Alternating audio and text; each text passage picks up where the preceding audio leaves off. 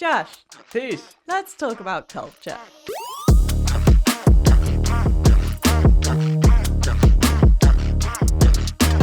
I've been doing the Help to Grow management course at the uni, which has been, I mean, you know that. I do. You signed off on the on the cost. I signed off on it and promptly forgot about what it was. Which has been really helpful. So it's a like 90% government funded course that if anyone listening doesn't know about it, basically it's designed for business owners and business leaders to help grow their businesses. So from a government point of view, they want more successful businesses to put more money into the economy, but from which is the right way of doing it. It is the right way of doing it. Not just throwing money willy-nilly everywhere. But yeah, it's fine. But it is aimed towards SMEs, so you have to be an SME to be able to do it. And one of the first things that we looked at during it, and I found really, really helpful, was like USP. Yeah. And we've chatted about our USP quite a few times. Yeah. And we've never really kind of nailed it. Yeah. It's hard. It's a hard one. I think I don't want to say that people will know like it's an easy one for other industries, but it's difficult. I always feel like when you're creative, the USP is it's somewhat how you create things and what it looks like in the end. Like nothing, if you get the same brief between two creative companies, they're not going to look the same. No, it's completely, it's completely separate. And it's like we were chatting about it. Obviously, if you're like, say, Apple, they created the first iPhone. Yeah, it's like it was doing stuff that no other phone company had really done before, and so technically it had like a USP. And I've always been really like hesitant around putting culture and personality and creativity as a USP for us, but we did the research. Was it last year? I think I called round all of our clients. Yeah. I did the whole like, hi, why do you like us? Which is like the most horrible self-indulgent conversation I think I've ever had. But the thing that people kept bringing up was that they liked working with us. Yeah. But I've always been really hesitant about having that, because that felt really, really like wishy-washy. Yeah, it doesn't fit. Like, people just like us. That's our USP. It's weird. It doesn't sound quite right. Yeah, it's like, you may like us, but does that mean you're going to hand over $5,000? Yeah, exactly. Like, it doesn't feel like a good enough reason, and it also doesn't feel like a stable enough thing as a business. Because say like one of us has to, me and Mother Half, we're still unsure as to whether we're going to have kids. Say in 5 years' time, if we decide we want to have kids and I'm off for a year, does that mean, because us two do most of the client facing, does that mean 50% of our clients then aren't going to buy from us because I'm not here for a year? Yeah, well, I guess that's like a tie-in to culture, isn't it? Where like you need the next people that if we're hiring people, the next people that come on board would have to be that they would have to be people who are just really great to work with. Yeah, which excellent. I feel like there will be anyway, but now it's sort of built into the company as this is how they need to be. Yeah, and I think that's something that doing Help to Grow definitely helped, because Jason French, one of the lecturers, I said to him, and I was like, I don't want it to be like us, like our personality, we're vibey, like I don't want that to be the reason people buy. And he was like, but that's not the reason, it's your culture. I was like, okay, because I don't think we'd ever until this year like spoken about it as culture. No. Yeah, I suppose not, because it wasn't really, I mean, before you were here, it was me and Jack, so it's sort of like the culture is just our personalities, really. Yeah, but then it's like, but not much has changed since I've joined in terms of that as well. It's like, no, but because we're friends, like our personalities match quite well anyway. Yeah. So it's kind of similar. I guess it's just formalizing it though, isn't it? It's like thinking about like, what are our personalities? Yeah.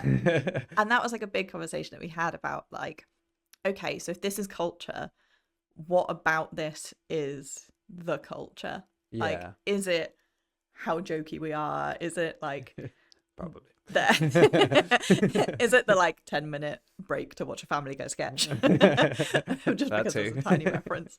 But I think it was more the creativity and the space to have it and the flexibility. But sitting around and chatting to other people like on the course about it, it was really eye-opening, because in that room, like, we've got some people that are part of companies that have got like 90 odd employees, and some that are like us, like there's 3 of us in house and a couple of subcontractors. Like, it is a really big stretch. And so when we're talking about like, oh, how do you get people on board with change and how do you do that, all the other people are like, oh, we'd have to have this meeting and we'd have to like, you do like a boardroom thing and you get everyone's opinions. I'm like, I just go in the office and I tell the guys things are changing and they go, cool. What does that mean for me? And there's like, there's not a lot of pushback. Yeah. Well, I think we all know what we're trying to achieve. That's I guess it's the goal within like every business, but it's harder when you've got lots of different like levels of and like loads of different people. Whereas there's 3 of us, we all know what we're trying to achieve. We're all invested in that. So I think if any of us come, as long as it's a valid idea, then we're all gonna back it. Well, I think it's having that kind of like you say, knowing what the goal is, because I think we've been very transparent between all 3 of us, are going like, the goal is just to make really, really good stuff. Yeah. That is the goal. Is like, we're driven by spite of seeing other people producing really, really crap videos and us going, we could do that so much better. Yeah. You just feel bad for the person that got it. Yeah. feel bad for, you know, the company that's being represented in that way, when you know that it could be so much better. Yeah. Especially when it's a good business. Yeah. And you're like, that's just not the way to do it. No, it is really tough. But that's the thing, like, we're driven by that same goal, and then we're very open with each other of going, okay, we make more money, our salaries increase, or we get to buy the nice coffee machine, or things like that. And we've kind of kept up with that as well. It's like, it's not just a said thing. Yeah. It's like when I first started here, because I'd come from corporate, obviously corporate salary wasn't great, but it was still like comfortable. Yeah. And I remember us having that conversation of you being like, I don't know if I can pay you. It was like I don't know if we can afford this. Yeah. But let's just see how it goes. And I remember you being like, oh, well, I'll pay you what we can. Like, we agreed on a salary that was basically like minimum wage, more or less, being like, we'll pay what you can.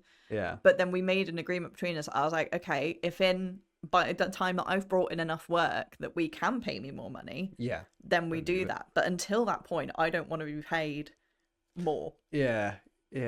Which I think, like, I don't know. I think that is probably more because we've got friendship before business. Yeah. I think that does feed through the kind of culture. Yeah, exactly. I mean, you know, if you'd have been somebody who was, right, this is my worth. Yeah. This is exactly how much I will be paid. And if you can't pay it, then I'm going to bring the law down on you. Then it probably would have been a different conversation. Yeah. And I might have been a bit more hesitant, being like, that sounds quite risky. Yeah. But it's even in the, like, even if we like stagger pay rises and stuff, like, I feel like a lot of our conversations are just like, give it to the other person first. I know, yeah. Like, we're all the other person like deserves it and needs it. We're all very kind of like, we're looking out for each other. But that's the point, isn't it? That's exactly. And like, the pay is not the be all and end all of it. It's the flexibility that we have. Yeah. Which I think is really important. And generally, everything we do is pretty enjoyable. There's going to be, you know, you got to slog through some emails here and there. And there's the odd project where you're like, there's so many selects to go through. Yeah. I don't think after doing my wedding video that Jack ever wants to look at another wedding video ever again. Because I think he's really fed up of looking at my face. Yeah, like sometimes not every little stage of the project can be fun and exciting. No. But there's a lot of fun, exciting bits around like the creative parts, and I love the variation of things that we do, because some jobs are very, you know, that you're more or less a computer. You do the same thing every 5 minutes. Yeah. And that is your job. I don't think I could do that. I don't think I'd be good at that. I'm actually not very good at repetition. You're not, which is hilarious because I love a mind-numbing job where I'm like, I can just, like, my mind can think about other stuff. It's like when we say, like, with running, you need to be outside because you need to see things.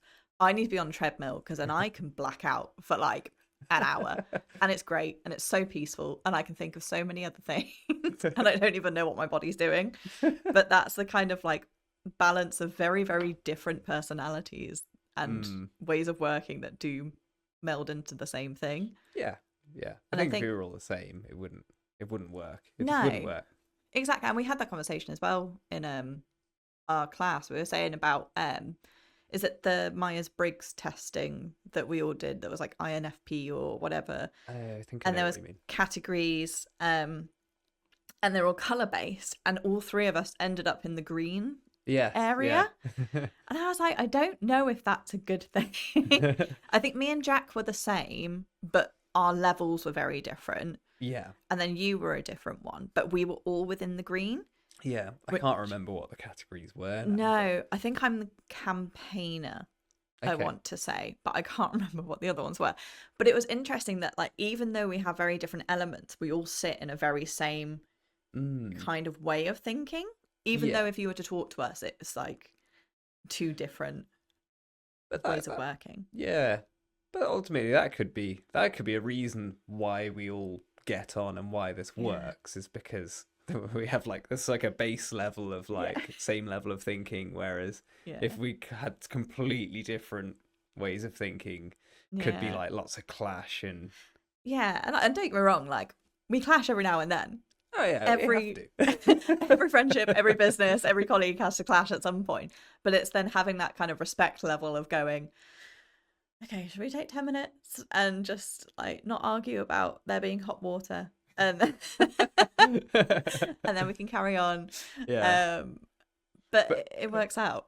Yeah, and I think most of the time it's usually just trying to get everyone on the same level of thinking. Hot water was a different thing, but no, that was a stressful day. It's okay, we got past it.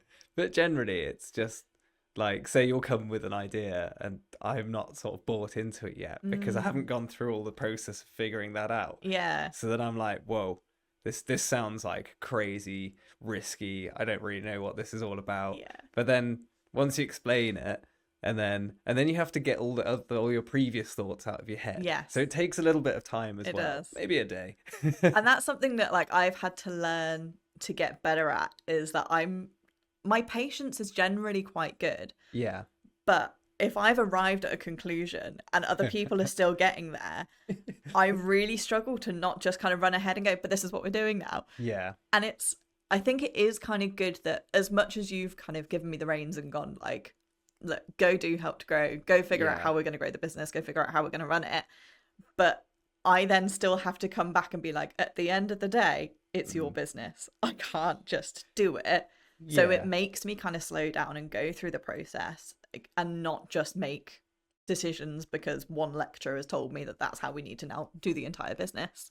Yeah, I think I don't know if I don't, wise is probably not the right word for me, but I've been around long enough that you spot trends, and there's certain things that, and I feel like lots of businesses do it. When you talk to people who've got like a more established business over time, they start to, there's certain things when you talk to them about, I don't know, a subject, the way they'll answer is very like, it's very diplomatic.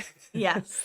And I feel like once you see these sort of trends happening, a bit like, right, so we saw the last sort of few years, certain companies jumping into networking, and they come in hard, and you're like, whoa, these guys are crazy, like they're and they everywhere. come in force, and they're and you sort of, you think, oh my god, these guys are just gonna sweep up the whole play. They come in and they take every service possible and put it under one house, and then they just disappear. And it's like within a year that they'll just come in.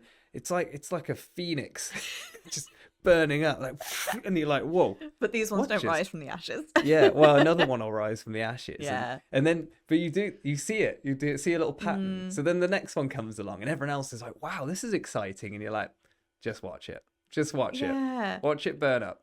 I promise Yeah. you. I think we're quite cynical in that sense, but Maybe. I think it's almost a good thing that it's like we don't kind of hop onto that and make alliances very kind of, well, not alliances, but like partnerships and like who we work with and things like that. We don't take it lightly. So things like our subcontractors or people that we bring in to partner on things with us, like we are so picky. Yeah. I think that's really good, but it also comes back to culture. Like they need to culturally fit with our business. Yeah. They need to be the right sort of people. So like Tom, who's one of our subcontractors, the first time I met him, you'd already met him and one of his other colleagues at some networking thing, and they came here. They brought every bit of kit they had. We called it Gear Day.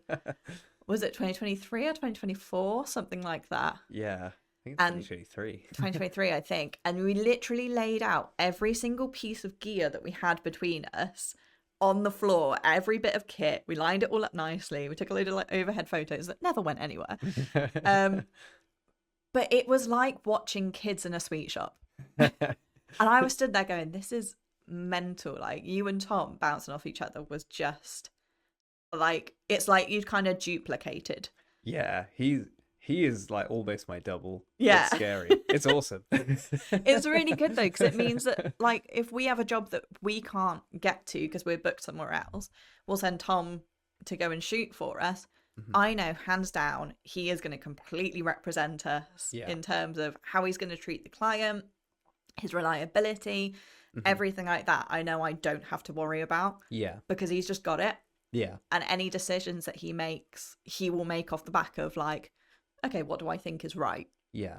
And because we've gone through that process of like culture picking, we know that his decisions are going to be the right ones. Yeah, exactly. Because some of our projects are, they're not always as straightforward as just turn up and shoot this based off this shot list. There can be a lot of, there's often a lot of, I think, lack of care and attention from potentially client staff not getting permissions, or assuming that things are fine, and telling us that it's fine. Yeah, and then when you get there, you have to then go through a process of who are you? Oh, okay. I thought you knew we were coming. Okay, fine.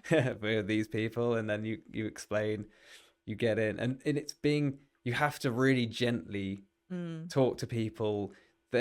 There's a lot of like gatekeepers. So you've just got to like gently work your way through the gatekeepers just to get the permission. Whereas if you went in heavy-handed being like, we are the best, we're this video company, we're meant to be here. And suddenly then they go, oh, absolutely not. No, we don't like your attitude. You're not coming in. Which is completely valid. Yeah. Like completely valid. And I think there are, like, we've met production companies across the years that are like that. And I don't know how they actually get anything done. But there's a lot of tone switching as well. I think because we do work with, like, we refuse to kind of niche ourselves with industry. Yeah. Like, yes, we do a lot with construction because not a lot of other people like to do it. And we've got a lot of experience in the industry. But then we still do corporate, we still do SMEs, like a lot of healthcare stuff. Yeah. But you do have to completely tone switch whoever you're chatting to. And I think that's something that we've also then figured out between us. Like, we know that when it comes to marketing agencies, I normally take more of a lead because I used to work in marketing. I kind of understand the lingo and the acronyms a bit better. And when it comes to construction, you're normally a much better person to take the lead on that. Yeah. And it's figuring out where those sort of strengths lie that then makes up the whole business. Yeah. And using the strengths to our advantages and not... Yeah, and that's something else that like we were chatting about is like part of the struggle that other people were having in terms of getting people on board with change and like managing teams is there were people that didn't want other people to take charge. Yeah.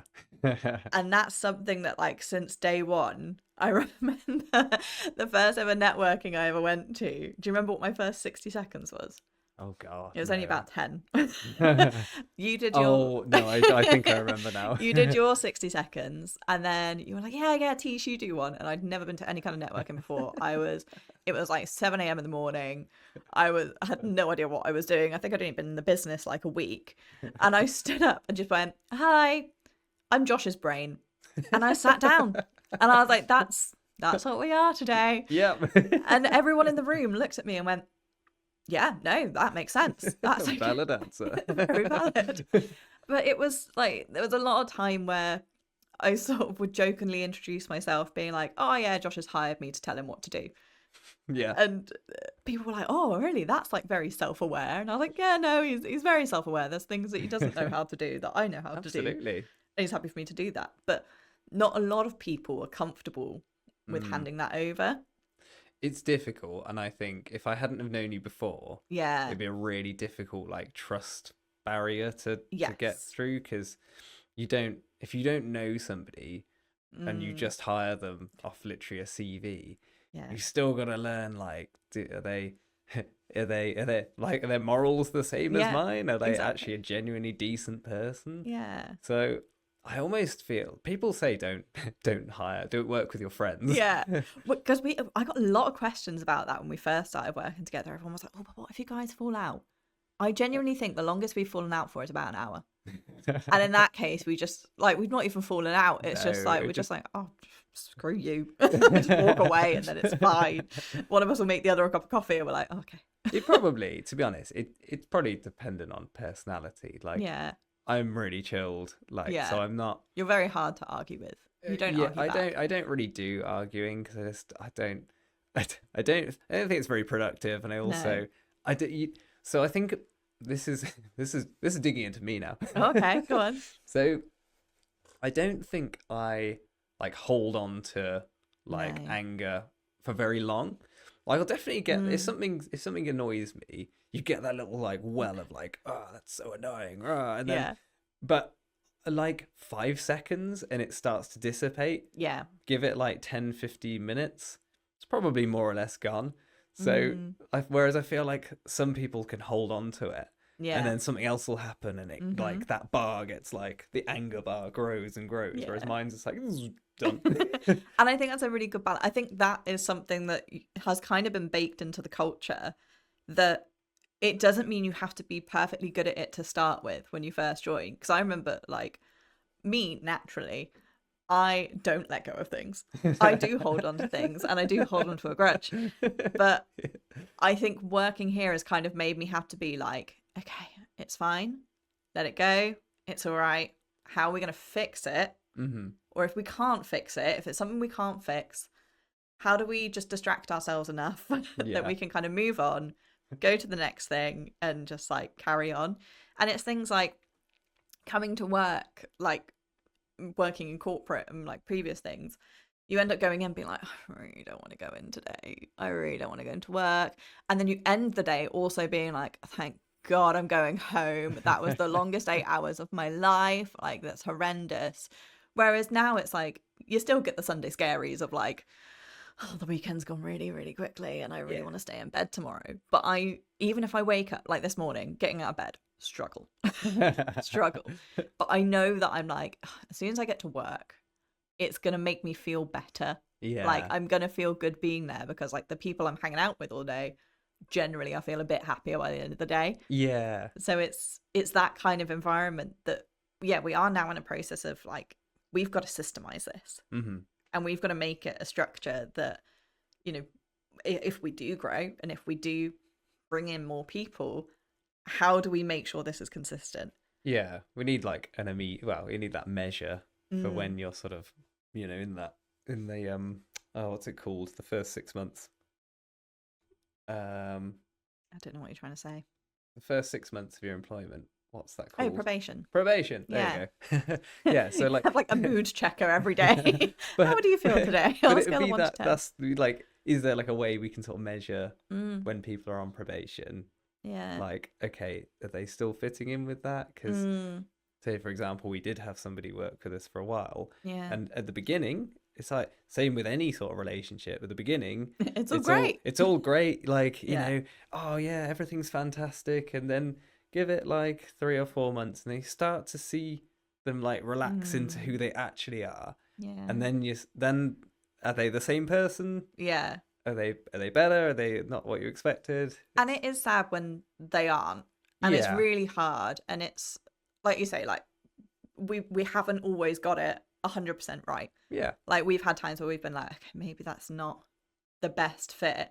Yeah. But it's then addressing that in the most human way possible. Yeah, exactly. And I think that's what we've been really good at, is being like, at the crux of all the culture is we are all human beings.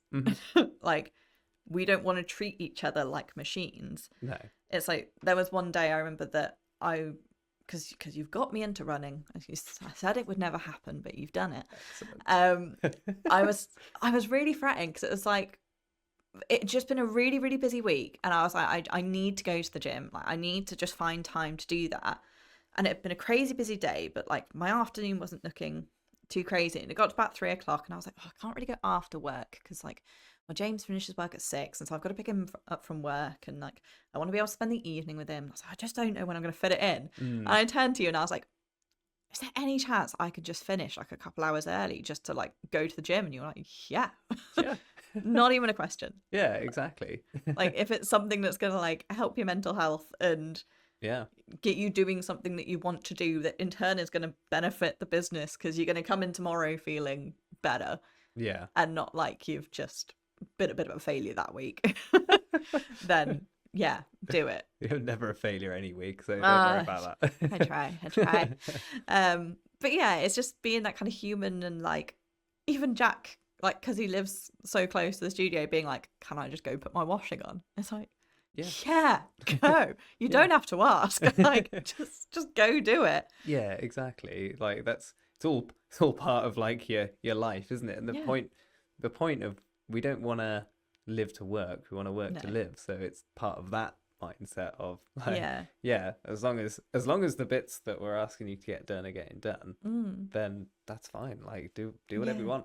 And it's like, okay, maybe if we worked like 7 a.m. to like 10 p.m. at night, we'd get so much more done and we'd be so much more profitable. But how quickly are we going to burn out? Well, exactly. And especially with creativity. You'll just hate it, and you become quit. less creative. We'll just be like, why are we doing this? Because we don't have any time to actually live. And I think that's really a good thing that you've put in place, of as much as we can, obviously, like if we're crazy busy, we'll be flexible, but as much as we can, at 5 p.m. we stop. Computers get shut down, we're not responding to emails. You yourself as well will be like, nope, I'm done, like I'm good. And that's not something that a lot of small business owners can do. And you talk to them and they're like, oh, I've worked like 80 hours this week. And I'm like, well, why? Exactly. If you're working 80 hours a week, one, you need to employ someone. Because that's 2 people's work week. And 2, I guarantee within a month, you're going to have to then take a good amount of time off because you're sick, because you have burnt yourself out, or you're not going to be giving 100%. Yeah. I remember talking to someone a while back, and I can't remember whether this was before they started their new job or they had a business and they just basically closed it. And I was sort of asking them about it, and they basically said, if the criteria was, if I wake up one morning and I don't want to go to work, that is when I close the business. Really? Yeah, or that's when I leave my job. I can't remember which way around it was, but that's what they said. And they literally got to a point, and they said they just woke up one morning, didn't want to do it. They were like, this is not what I want to do, and just close the business. Oh, that's terrifying. And that was something I thought about, and I was like, the whole point of this is I don't want to hate doing this. Yeah, because if the cons outweigh the pros, like why? Like, why are you doing it? Running your own business isn't easy. No. So at least make it fun. Yeah, exactly. At least have the benefits that like outweigh all the difficulties. That, we're very lucky that we do kind of get the chance to make our own flexibility. Yeah. But that doesn't just extend to like just you or me. It's Jack and it's our subcontractors. It's, everyone that we work with. Yeah. And as we grow the business, it will be any other employees that come in as well. It's like you have full flexibility. Obviously, don't like take advantage of that. Yeah. But if we're getting the right people in, then they're not going to take advantage of it because they're in it for the same reasons. Yeah, exactly. I was saying someone else as well, we were saying about like the creativity and like you need to kind of have the space for that to avoid that burnout. And they said something that was so good. And I keep in my head all the time. Now we're trying to systemize everything. It was freedom isn't the restriction. No, what was it? Freedom isn't the absence of constraints, but the freedom to make your own constraints. Yeah, I like that. And I really like it because it's like you still need to have barriers in place. Yeah. Otherwise, imagine if you were like, yeah, go do some research on this project. You have an unlimited amount of time. Yeah. Nothing's ever going to get done. You're never going to make that project. Yeah. But if you say like, okay, reasonably, I reckon we could do the research in like 2 hours, but we're going to give you 4. Yeah. So you've got time, double the time to be like, I'm just going to go down this rabbit hole a little bit and see if there's anything down here that actually might not be perfect for that project, but it might be another project down the line that you think back and go, oh, I saw something ages ago, and that's exactly what we want. Yeah. And it avoids that rush then as well, where you haven't had enough time to do the research because it took slightly longer, and then in the back of your mind you're thinking, I've got to move on, and then you start like rushing it. Yeah. And everyone knows that a rush job is always going to be worse. And you can tell. So, yeah. You can tell. Like, we've had it before where, like, we've been sent stuff and it's like, oh, yeah, I finished this at 2 a.m. And it's like, yeah, I can tell. Like, I can see. Yeah. You didn't need to tell me because I was going to send it back to you and be like, this isn't your best work. Yeah. You needed another 2 hours in the morning after you've had a sleep to have another look at it and go, a few things I need to fix here. Yeah, and this probably applies to a lot of trades, but I find myself if I do something, probably like an edit, what I like to do, especially if it's running up to the end of the day, is I'll get to a point at the end of the day, and then the following morning I'll then just look over it. Yeah. And usually what happens is, because you've sort of had a reset and you come back, you think, okay, that's not exactly right. I'm going to tweak that bit. I'm going to tweak that bit. Yeah. So I feel like giving yourself more time, we just get better results for people. Exactly. And so we've tried to systemize that as part of the process and going, okay, so if we want space for creativity, how do we make that a process? And it was like, okay, when we're quoting, we need to give ourselves more time. Yeah. Like if we think we can get it done in 20 hours, give ourselves 24, 26. Yeah, the quote goes higher, but the product we're going to come out with at the end is going to be so much better than if we were trying to cram it into those 20 hours. And the value to the end client is then so much better. The stuff we're putting out is really pushing the box, which means that our clients are going to stand out, and it's just all positive. Yeah. The only negative is it's going to cost a bit more money, but but then I guess the way to like visualize it is, say you get like 2 products. One of them's like a premium brand. The other one's crazy little like Primark. Temu. Oh, you're thinking clothing. I was trying to think of like I've noticed this with plastic products because I'm strange like that. Okay. But like a premium brand, you might pay twice as much than your crappy little knockoff one. But you know that the care and attention, well, you'd like to think, maybe not every time, but in most instances, the materials are going to be like well finished. Yeah. Sometimes they put like a sort of a rubbery feel to like the plastic. I really don't over obsess with plastic much. I'm sorry. Is this something new we're learning about you? Is that you're just really into plastic products right now? It's like, because you get like mold lines with plastic. Yes. So a good product, you won't see those because they'll have the care and attention, the way it's molded. They'll have finished it off. Whereas your cheap knockoff one might look exactly the same, might do exactly the same, but it won't have that same finish to it. Yeah. And it's only you put them side by does side. the same thing. Yeah. So it's exactly the same with what we're doing as that.